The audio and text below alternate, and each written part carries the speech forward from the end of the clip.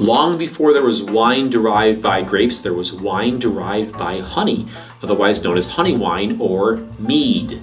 And today we get to try a mead from Thousand Island Winery, so that's their Honey Harbor mead. I've never had mead before. And I've had mead once, but it was a long time ago. From my research on mead, I found that it comes in all kinds of different varieties. We have sparkling, we have still, we have sweet, semi-sweet. This one is a sweet, still honey wine, and I'm really interested to try this.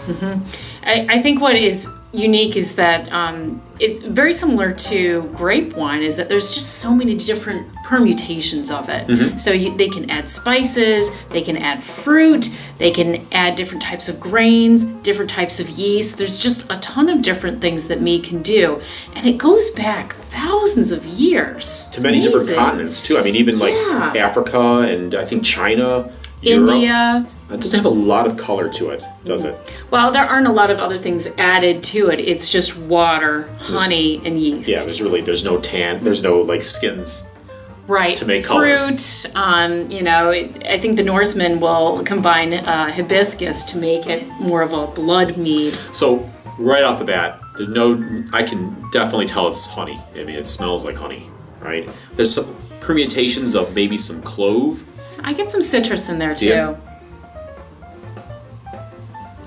And I think half of this is you can't put your nose right in the glass. You need to kind of step back a little bit further and see if there's other things that you can get. It's 11% alcohol. It's about, what, $12 a bottle? Yeah, it's just under 12.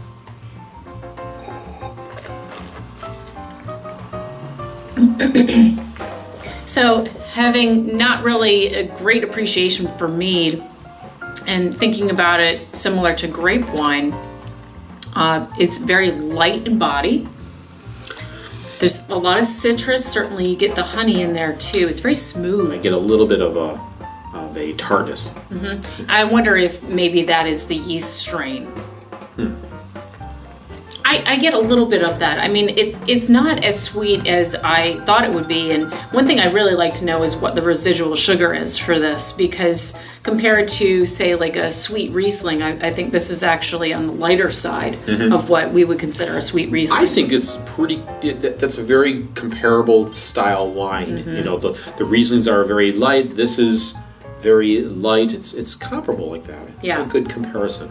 So Thousand Islands Winery, they're in Alexandria Bay, which is up in the Thousand Islands, obviously. And they you can check out their website. They have a lot of different wines, and they do have a lot of New York and upper, like Minnesota, hybrids and varietals that you can try. They're actually pretty darn good. Yeah, I gotta think it's a little bit more difficult to grow grapes up in that region because it is a lot cooler than, say, the Finger Lakes. And those grapes are pretty hardy. So, but this is their Honey Harbor Mead.